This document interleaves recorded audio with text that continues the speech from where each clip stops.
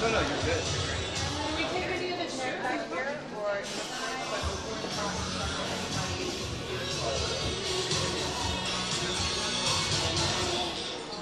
First time I saw Def Leppard, the mullet was in fashion. I hope you guys know what I'm talking about. I have no idea what you're talking about. Yeah, you know, I have the Joe Elliott mullet. I mean, it's just a piece of rock and roll history. And you know what? St. Patty's Day is about to become a rock and roll holiday. Are you all right with that, everybody? Yeah! I see a lot of military here today. So can I get this on record? Can I get this on record? Without brave men and women protecting us, there is no rock and roll tour. So thank you all very much. We've got some exciting announcements about the military and this tour. You know, we have a special video that's been set up for us. Yeah. Why don't we roll that and feel free to make noise whenever you want it. This is the KISS and Def Leppard thing. Ladies and gentlemen, a special video for you.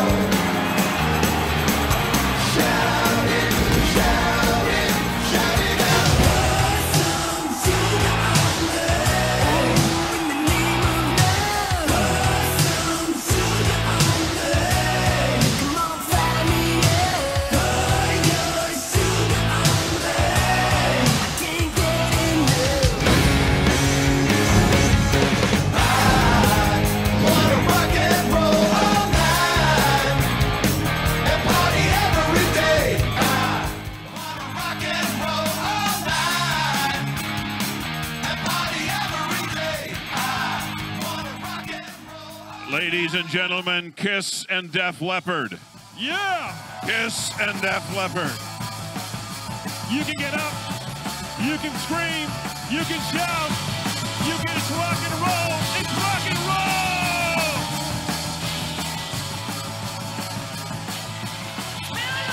You are the best. You got the best. The hottest band in the world. KISS.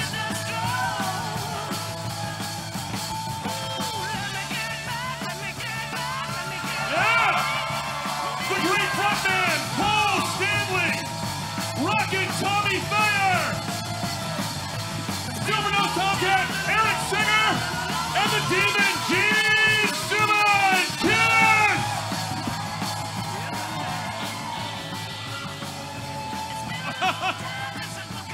A little horseplay, getting things going. Eric, nice. There they are, 40 years strong. Kicking ass across America for the biggest summer tour of the year. Taking no prisoners, Joe. No prisoners whatsoever. Tweet us your questions at livenation.com. Tweet us, tweet us, tweet us. And now joining us on stage, Def Leppard. Yeah! Rick Allen, Phil Collin, Joe Elliott, Rick Savage, Vivian Campbell.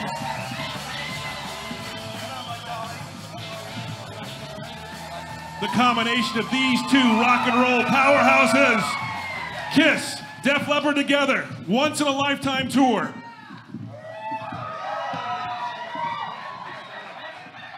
Looking good, Gene. Here we are, everyone. How about a hand for KISS and Def Leppard? The KISS Army, the Def Leppard fans are watching at livenation.com. We are streaming live all over the world. The first one to grab a mic, of course, Mr. Paul Stanley of KISS. I just want to say, this is our 40th anniversary tour. We couldn't feel more proud about going out there and doing the biggest show we've done. The Monster Tour that we did in Europe was arguably the best stage we've ever had. And we couldn't have a better band with us. Def Leppard over here. Not only that, but Phil decided to wear a shirt today. First question. And a jacket. It's the closest thing we've got to makeup, so, you know. He had to wear something. What brought you guys together for this the first time around here? Because you have never appeared on stage before together. We haven't, but, you know, we've run into each other at festivals, and, you know, it just seemed a natural fit. At some point, it really becomes important to go out there and give everybody bang for buck, give people something more than perhaps other bands are. We've had a history of going out there and trying to do the greatest shows possible. Summer is a great time to go out, enjoy yourself. You can go out with your family, just go on a date. But in any case, you want a full night. And you're not going to hear more better songs than with the two of us. I want to just hang around and listen to these guys. Right back at you, buddy. 1 and 1 makes 3 in these situations, really. My maths aren't great, but you see what I mean in rock and roll. That's two great bands going out together. There would be no dead time. There'd be no dead air space. You know, it'll be hits, hits, hits. And it's about 2 years ago, myself and Gene did a little tour of South America under the guise of the Rock and Roll All-Stars with a bunch of guys from like Guns N' Roses and Billy Idol and whatever. And other than trying to outdo each other with obscure British bands like the Idle Race and the Pink Fairies, who knew which band better, we discussed doing this as well, that one day Def Leppard and KISS would actually tread the boards together, as it were, and it's finally happened, which is fantastic. Thank you, Gene, for that. Anybody that thinks this is just about ego, yeah, we love each other and all this kind of stuff. This is for the fans, of the fans, for the fans, by the fans. We are fans of Def Leppard, and we hope the fans are going to get the most out of this, and that's what it's all about. Hallelujah. So it's buy the fans, buy the tickets. You guys are looking phenomenal. Can you talk about the state of the band today, 2014? We have never had more fun being on tour. We obviously celebrate everything that's gone on before. We couldn't be here if we didn't start in 1973, 40 years ago. There's been a lot of water under the bridge. There's been a lot of great times, some bad times. but it got us here. And without any hesitation, I got to say, we've never had more fun. We have a ball out there. We go out there to live up to any expectations, and every night we go out there and blow them away. So I got to say, we're happy campers. Eric hates me.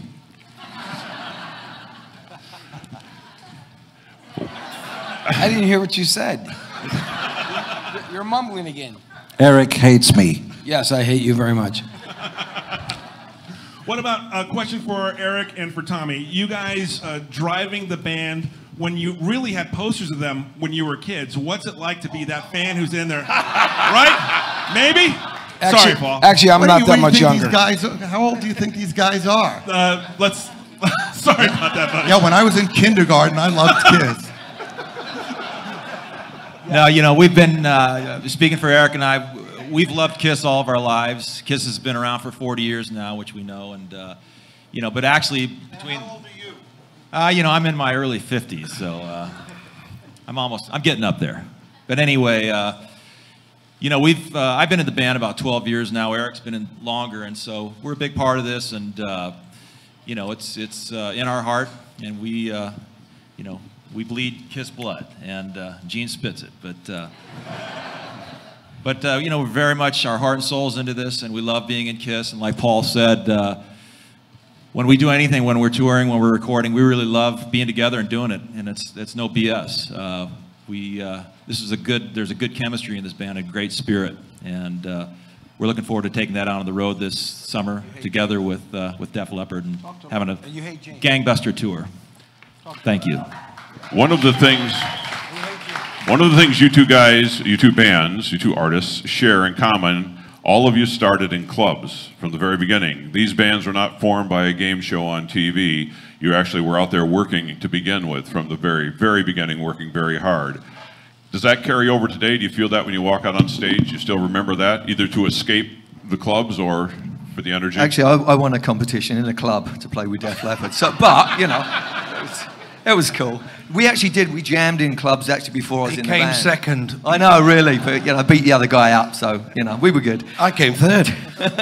No, it was great, and I think you know, you get your chops together, you do all that stuff in clubs, and that's why we're still around now. We actually like each other as well, so it's that really makes a huge difference. Huge difference. You know, there is absolutely no way, there's no substitute for working your way up. Bands today that are starting out, they don't have a clue. Most of these bands go from obscurity to selling, you know, 1 million albums, 2 million albums. They couldn't entertain a phone booth, and that's why they don't sell tickets. You learn the craft by doing it. You start in the clubs, you work your way up to being third on a bill in an auditorium, then you get to headlining there, then you work your way into arenas. By the time you're in arenas, you damn well know how to do it. People come to see us because they know they're going to get a great night. Matter of fact, I remember Phil was in a band that did shows with us. Absolutely. In the UK. He was in a band called Girl. And like 1980 or 81 or something like that. Yeah. Yeah, and I kept saying, leave us alone. Stop bothering us. No, but, you know, it just goes to show you, there's no substitute. Both those bands know how to go out there and deliver the goods. And we're proud to be going out together because of that. Absolutely. It's worth stressing for the very first time ever. Def Leppard, KISS together. Bang for the buck. When I think of KISS and I think of Def Leppard, when I go to your shows, it's like I remember, the songs are like I remember from when I was, you know, listening to them in my room. So can you talk about that philosophy, Gene, of how you, both you bands, like to just make it sound like the record? Joe, I'm going to turn it over to you. What? Making the song sound like the album when we go on stage, is that what you're saying? No different interpretations, no bluesy riffs. It's just the songs that made you great. You play them just... Neither band are really blues-based or jam bands, I don't think. I remember, again, no disrespect intended, but when I was listening to KISS as a kid, before I was even in Def Leppard... Here we go again. That is, as I said, it's a compliment. Sit down. It was pretty obvious that you're looking at a band, you know, you look at the back, first of all, you look at the image and think, this is great because, you know, this is different. And then you look at the back and there's 10 songs, 5 on each side, which means that, you know, you're getting probably 4 or 5 minute songs, not 45-minute songs. It wasn't like one of these, you know, in the 70s it was very easy to be very indulgent, and, you know, side 1 of an album could be just 1 song, and these guys were delivering 10 songs, and they were short and they were to the point, and they were fun, and they were well-structured pop songs, you know, and rock songs, because they had hit singles, so they weren't just pure rock, it was a combination of both. And that's exactly where we were coming from as well. You know, we grew up through the British glam rock scene of bands like Mott the Hoople and Queen, Sweet, Slade, Bowie, T-Rex. These were all guitar-driven, big drums, 3-minute songs with big hooks and choruses. And it's like, what's not to love? So, you know, for us to, especially on this tour, to think we're going to break out into some kind of blues jam, it's not, it's just not going to happen. A band respects its fans by respecting the songs. When you go out there, when somebody pays hard-earned money and you want to go out and hear a song and suddenly the band is bored with it and turned it into a reggae tune, it's an insult to you. You came to hear songs sound a certain way. And we're damn well going to make sure that you know that song as soon as it starts. If it's boring for us, then either we're ungrateful to you or those songs suck to begin with. Yeah, he's right. And, you know, you can disrespect your own back catalogue. There's critics somewhere out there that if either KISS or Def Leppard took a tune and turned it inside out, they would rave about it, but the 9, 10, 15, 20,000 people watching will be confused. And we're not here to impress critics. You know, when I go and see the Stones or KISS or McCartney, I want to hear the songs the way I've known them all my life. That's why I'm going. I don't want to hear a reggae version of Jumpin' Jack Flash. It doesn't interest me whatsoever. And when I hear Detroit Rock City, I don't want to hear it ska. I want to hear it as it is. You know? Likewise, whenever we hear you guys, we go, wow, that sounds like the record. You may not remember, there were things called records once upon a time. But wow, that sounds like the CD. It sounds like it's supposed to. That's the kind of respect that we certainly want to be aligning ourselves with. That's why we're here together. Gene, can you talk about KISS and Def Leppard joining together and your unwavering support of these great Americans right here, these men, these fighting men and women? I know it's very close to all your hearts. Our proud military makes freedom possible. Politicians fart through their mouth. Only the military makes freedom possible.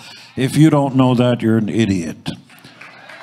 This is not only a proud military, it's a volunteer military. People better than any one of us on stage volunteer their life, limb for a philosophy, an ideal, and an idea. And they go over and not everybody comes back. The least we could do is, number one, pay homage to them, and number two, make sure that a buck out of every single ticket that's going to come in through the door is going to go to various forms of wounded warriors. It's very easy for some of us to forget that there are sacrifices made so that we can enjoy freedom that we don't even think about. These people go out there and risk their lives voluntarily. They are the heroes of the 20th and the 21st century. We say God bless them. We hope for everyone's safe return. In the meantime, anytime that we can spotlight these people who are here today and ones who aren't, and say these people need to be treated not like you and me, but like the heroes they are. If there's anything we can do when you return to help integrate you back into society, whether you need some help, rehabilitation, help with your families, there are some great organizations. There are Wounded Warrior Care Project. There's other Wounded Warrior projects that we're involved with too. We're going to make sure that the money goes to the people who make it possible for us to be wearing our uniforms. And to our British friends, just as an FYI, because we believe in the same ideal. When we were in England, we did a fundraiser for the Brits, the proud Brits who went over and served for the same reasons. Help for heroes, you know.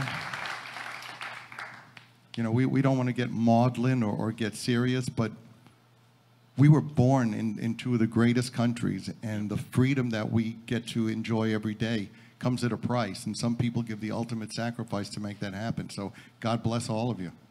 Hallelujah.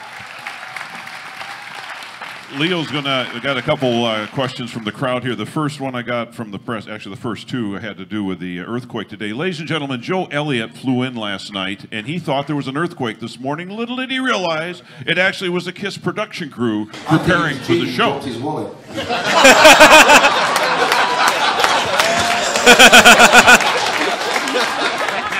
So we're wondering, KISS has been known for the biggest stage show there is. Are you dropping any hints on what's going to happen on this tour?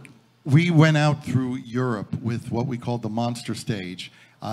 We have a spider that's part of the lighting system, comes down onto the stage. It interacts with the stage. When we were putting it together, when I designed it, when we were putting it together, the idea was, why do the lights have to have a separate life of their own, and we have the stage? So it's very much one, and to see this massive rig moving and interacting and us being able to go up in it or to go out, you know, there's nothing subtle about it, but you don't need subtlety. You know, we're here to deliver good news and excitement. When you want bad news, you just have to go to your computer or go to the television.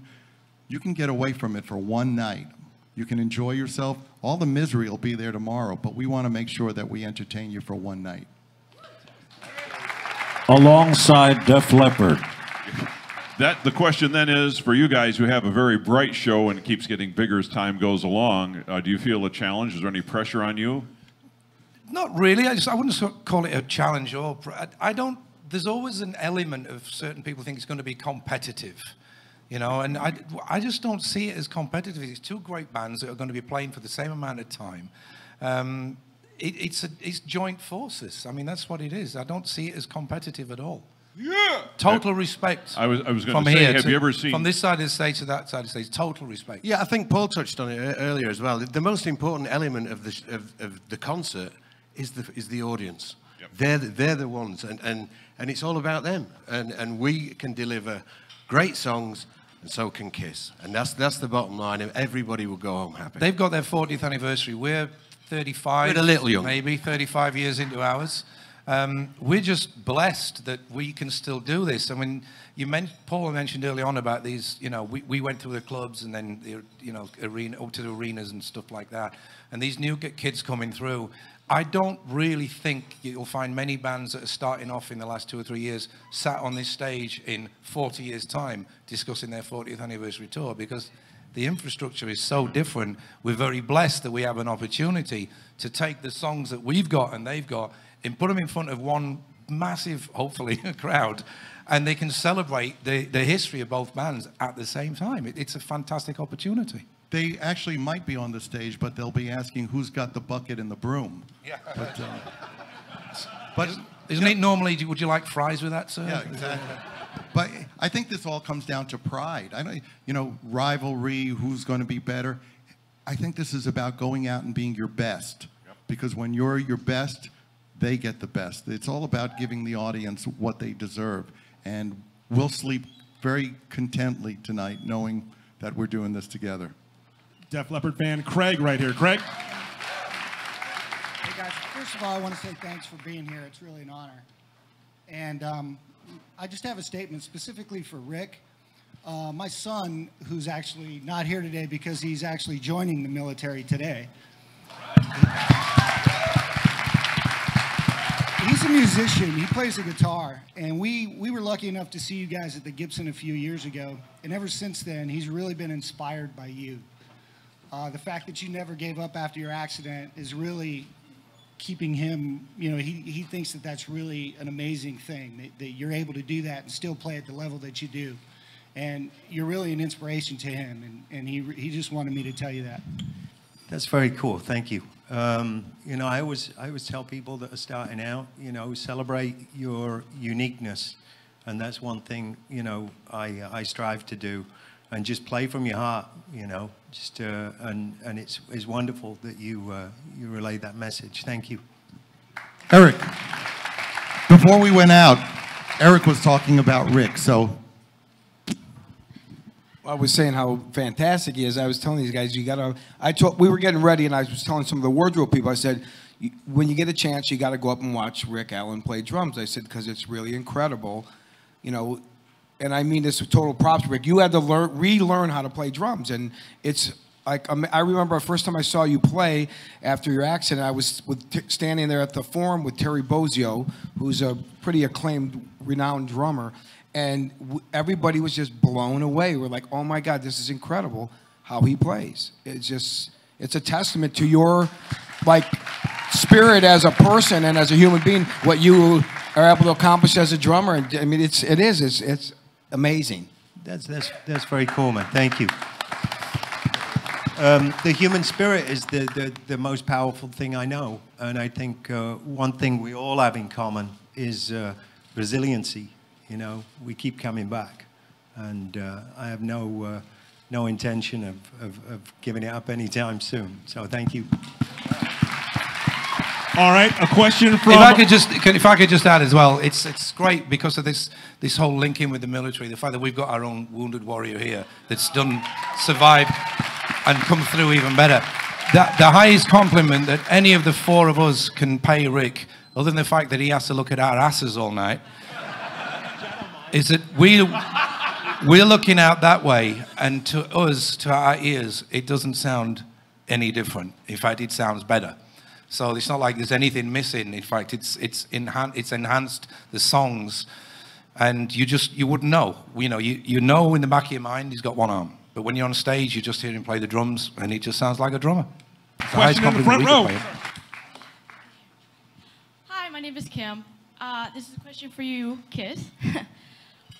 I am an artist myself, but what made you choose the costumes and the makeup? Punishment. Think about it. In hindsight, we're going, we could have been in wonderful bands with T-shirts, jeans, and sneakers. No, we decided to put together this and walk around with, well, for me, another 40 or 50 pounds. Paul's supposed to say, yeah, because he hasn't lost weight yet. And we proudly spit fire, we proudly fly through the air, we proudly blow up stuff, we proudly do all that stuff and work our asses off. Pride is something both Def Leppard and KISS share in. You have to have pride in what you do. Somebody actually said this to me I've heard it more than once. You guys have money. Why do you keep doing this? There is no better time on planet Earth than to go up on holy stage, because it's electric church, and make everybody in the audience forget about the traffic jam and the bad things in life. It's magic time. You come into our shows, it's magic. You'll feel better. You'll feel alive. That's our job. We're going to make your life better. Speaking of making your life better, there's one word to describe LA KISS football: undefeated. So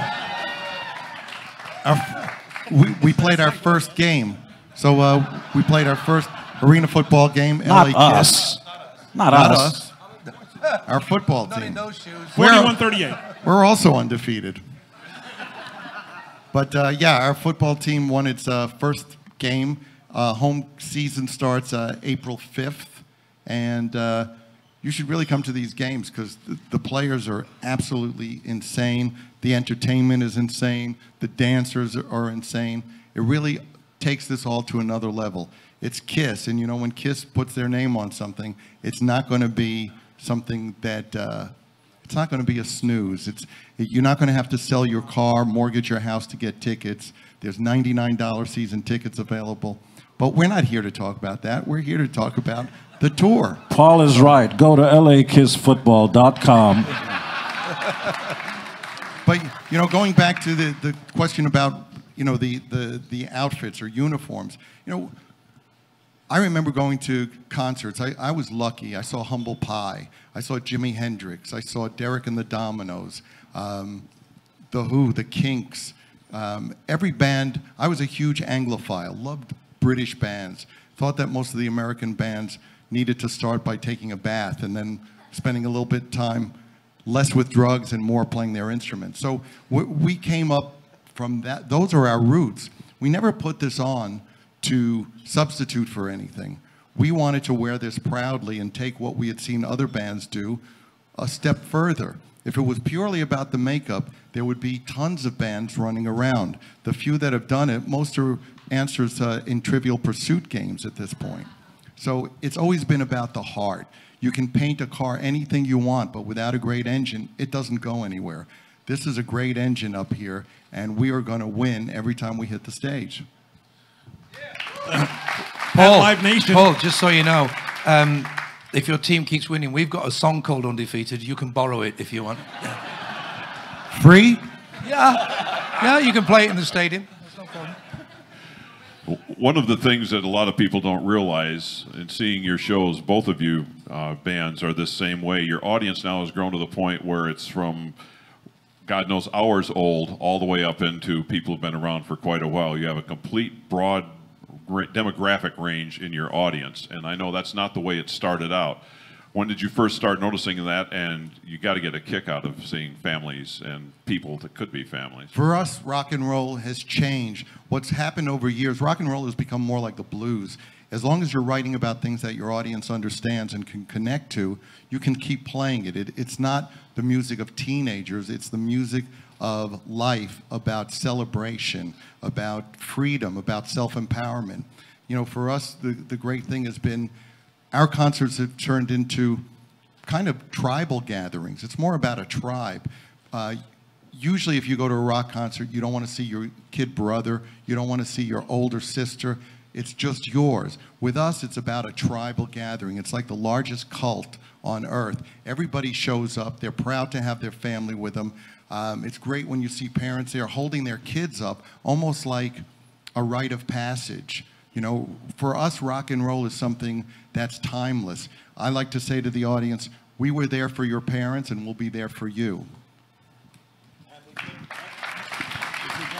And we could be your parents. Or grandparents. KISS is well known. Oh, I'm sorry, Leo. No, go for it. Okay, you guys are well known for coming up through the ranks. You would have opening acts that deserved a break and probably weren't going to get one anyplace. Rush, Cheap Trick, Van Judas Halen. Priest, Iron Maiden, Bon Jovi, AC/DC. Tom Petty, Bob Seger, AC/DC, and the list goes on. The list goes Motley on. Crue. And you treated them well. You didn't cut them off. Didn't give them 4.5 inches of stage. You gave them the lighting and all that. How did you miss these guys early on? I guess the time just wasn't right. Yeah. You know, but going to your point, if you have to tie the arm of the band that's playing with you behind their back for you to beat them, then you don't deserve to be the band that goes on last. We want every band that goes on to have every opportunity to be at their best because the audience wins and it makes us up our game. We'll rise to the occasion. It's about the show. I mean, that's the bottom line. And as best we can make the overall show as a package for the audience, then they go on the happiest, and that's what it's all about. That is king. And this tour is going to be 40+ dates. We'll get into that in a moment. Leo, what do you got? Who you got over there? Huge summer tour. Okay, question. My name is Gary Nunham. I'm from the state of California Employment Development Department and represented by our vet program here. The job or the announcement of this press conference indicated that there would be 1 or 2 vets that would be hired to go on the tour with the band. Can you expand on that a little bit, please? We did this before. You know, it's basically like hiring a hero. We try to find a couple of vets who want to go out and be part of the team. You know, in the background, we're always part of the Army or the Armed Forces, so this is a chance for somebody to travel and be part of the KISS Army. You should know this is not the first time we've done this. The last time we came through America, or the time before, I believe, $1 of every single ticket went to Wounded Warriors. We've done special concerts, especially in Washington, D.C. for Walter Reed Hospital. And this is, you know, for us, it's not about telling the press or anything like that. It's the least we could do just to be grateful that we have our military. On that tour that Gene's talking about, we often brought up vets that were local vets who had served on our behalf. And we also did the Pledge of Allegiance.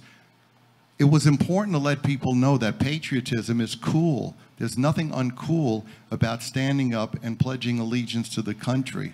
So